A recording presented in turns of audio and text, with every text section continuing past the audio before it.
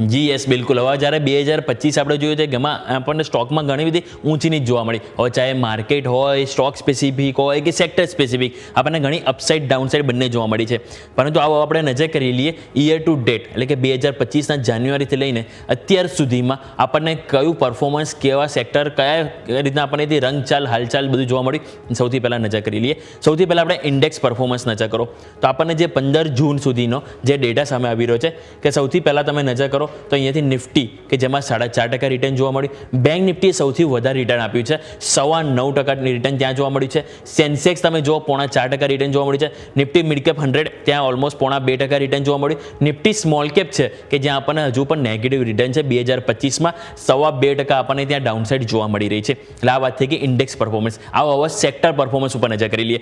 Sector પરફોર્મન્સમાં તમે સૌથી પહેલાં હું સેક્ટર તમને એ બતાવીશ કે જેમાં આઈડિયા આવશે કે કયા સેક્ટર પોઝિટિવ અત્યાર સુધી છે અને કયા સેક્ટર નેગેટિવ છે. ગેઇનર્સમાં તમે જો નિફ્ટી પ્રાઇવેટ બેંક જેણે સૌથી વધારે તેજી આપી છે. છેલ્લું આપણે જોઈએ મે મહિનામાં ઠંડુ પડ્યું છે, પરંતુ ઓવરઓલ 2025માં જોશો સૌથી વધારે તેજી ત્યાં જ આવી 11%ની.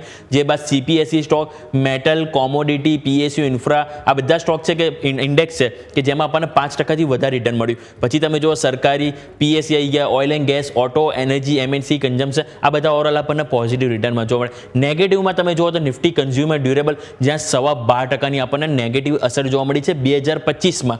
Nifty IT 11.5% downside. Nifty pharma, Nifty media, realty, healthcare, FMCG આ બધા સેક્ટર છે કે જેને નેગેટિવ રિટર્ન આપણને 2025માં આપ્યું છે.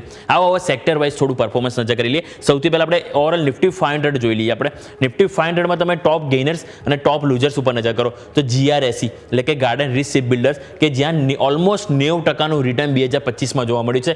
સોલાર ઇન્ડસ્ટ્રીઝ અહીંયા 72%નું રિટર્ન જોવા મળી. ટોપ લૂઝર્સમાં તમે જુઓ તો આદિત્ય બિરલા ફેશન રિટેલ્સ ત્યાં આપણને નેગેટિવિટી જોવા મળે, અને રેમન્ડ ત્યાં પણ તમને એથી નેગેટિવિટી જોવા મળી. અને આ બંને સ્ટોક એવા છે કે જ્યાં આપણને ડીમર્જરની પ્રોસેસ થતી જોવા મળી હતી, જેના કારણે આપણને ડાઉનસાઇડ વધારે જોવા મળ્યું છે. આવો હવે નજર કરીએ આપણે અહીંથી નિફ્ટી ઓટો ઉપર. નિફ્ટી ઓટોમાં તમે નજર કરો તો ઓવરઓલ 2.25%નું રિટર્ન આપણને જોવા મળ્યું. પરંતુ એમાં જે ટોપ ગેઇનર લૂઝર્સ તમે નજર કરો, ટીવીએસ મોટર્સ 15.5%ની તેજી, મારુતિ સુઝુકી ત્યાં પણ 14%નું રિટર્ન જોવા મળ્યું છે. હવે લૂઝર્સમાં તમે નજર કરશો તો લૂઝર્સમાં તમારા સામે બાલકૃષ્ણ ઇન્ડસ્ટ્રીઝ અને અપોલો ટાયર્સ જ્યાં ઓલમોસ્ટ 14-15%ની નેગેટિવિટી આપણને જોવા મળી છે. એટલે આ વાત થઈ નિફ્ટી ઓટો. નિફ્ટી સીપીએસસી ઉપર આવો નજર કરીએ. નિફ્ટી સીપીએસસીમાં તમે નજર કરો ઓવરઓલ રિટર્ન 7.5% જોવા મળ્યું છે. ટોપ ગેઇનર લૂઝર્સમાં નજર કરો તો કોચિન શિપયાર્ડ જ્યાં 40%નું રિટર્ન મળ્યું. ભારત ઇલેક્ટ્રોન અહીંયા પણ 34.5%નું રિટર્ન જોવા મળ્યું છે. એનએલસી ઇન્ડિયા 7.5% ડાઉનસાઇડ બતાવો ટોપ લૂઝર્સમાં, અને પાવર ગ્રીડ ત્યાં પણ 7.25%નું ડાઉનસાઇડ આપણને જોવા મળ્યું છે. એટલે આ વાત થઈ કે નિફ્ટી સીપીએસસી ઉપર. નેક્સ્ટ આવો નજર કરીએ નિફ્ટી ફાઇનાન્સનું પરફોર્મન્સ કેવું જોવા મળ્યું. તેમાં 12%ની તેજી આપણને જોવા મળી છે. એસબીઆઈ કાર્ડ સૌથી વધારે તેજી 1000 પાર સ્ટોક ગયો, 51%નું રિટર્ન જોવા મળ્યું છે. બજાજ ફાઇનાન્સ જ્યાં આપણને 36%ની તેજી જોવા મળી. અને ટોપ લૂઝર્સમાં તમે જુઓ તો REC almost near to 20% downside, અને પીએફસી ત્યાં પણ 9.25%નો આપણને ઘટાડો જોવા મળ્યો છે. બીજું આવો નજર કરીએ નિફ્ટી ઇન્ફ્રા જે ઓલરેડી આપણને ઘણું બજિંગ સેક્ટર જોવા મળ્યું છે છેલ્લા 1-2 મહિનાથી. પીએસયુ બેંક ઉપર નજર કરી લઈએ. 6%નું રિટર્ન ત્યાં જોવા મળ્યું. યુનિયન બેંક 21% અપસાઇડ બતાવે. બેંક ઓફ ઇન્ડિયા તમે નજર કરો ત્યાં 18.5%નું રિટર્ન જોવા મળ્યું. લૂઝર્સમાં તમને જોવા મળ્યું સરકારી બેંકમાં પંજાબ એન્ડ સિંધ બેંક જ્યાં 34.5%નો ઘટાડો, અને યુકો બેંક 28% નીચે. એટલે કે યુનિયન અને બેંક ઓફ ઇન્ડિયા જેને સારું પરફોર્મન્સ આપણને અહીંથી આપ્યું છે. નેક્સ્ટ આવો નજર કરી લઈએ તો નેક્સ્ટ તમારા બાદ હોવું જોઈએ પીએસયુ બેંક. આપણે વાત કરીએ તો મેટલ સેક્ટર જ્યાં 7.25%ની તેજી જોવા મળી. પરંતુ તમે સ્ટોક સ્પેસિફિક જુઓ તો લોઇડ મેટલ જ્યાં 20%નું રિટર્ન 2025માં મળ્યું, અને એપીએલ અપોલો ટ્યુબ્સ નેગેટિવિટી આપણને જોવા મળી તો છે નાલ્કો 12.5% રિટર્ન, અને જિંદાલ સ્ટીલ કે જ્યાં આપણને 1%નું નેગેટિવ રિટર્ન જોવા મળી. એટલે આ વાત થઈ કે નિફ્ટી મેટલનું જેની ઉપર તમારે ફોકસ હોવું જોઈએ. નેક્સ્ટ આવો નજર કરીએ તો નિફ્ટી મેટલ બાદ તમારા રડા પર હોવું જોઈએ તે છે સાથે સાથે આપણને નિફ્ટી પીએસસી કે જ્યાં તમે ટોપ ગેઇનર્સ તરીકે જોશો Bharat electron 34% return. Hindustan aeronautics limited already આપણને ખ્યાલ છે કે ભારત પાકિસ્તાન તણાવ હોય, ઈરાન ઇઝરાયલ તણાવ આ બધા વચ્ચે આપણને જે ડિફેન્સ સ્ટોક છે જેણે સારું રિટર્ન આપ્યું. હવે ટોપ લૂઝર્સમાં તમે નજર કરો તો આરઈસી અને પીએફસી જે આપણે જોયું સરકારી કે જેમાં આપણને એથી વેચવાલી જોવા મળી છે. બંને નેગેટિવ રિટર્ન આપ્યું છે. નેક્સ્ટ આવો નજર કરી લઈએ તો આપણે ઇન્ફ્રા બાકી, ફાર્મા બાકી એની ઉપર નજર કરી લઈએ. ઇન્ફ્રા ઉપર 6%ની તેજી તમને જોવા મળી ઓવરઓલ ઇન્ડેક્સ વાઇઝ. પરંતુ સ્ટોક સ્પેસિફિક નજર કરો રિલાયન્સ ઇન્ડસ્ટ્રીઝ જેણે 17.5%નું રિટર્ન આપણને માત્ર 2025માં આપ્યું. ભારતીય એરટેલ અહીંયા પણ 16%નું રિટર્ન, અને આ બંને સ્ટોક આપણને ખ્યાલ છે કે નિફ્ટીના પાર્ટ છે અને ટોપ અને બ્લુચિપ સ્ટોક છે.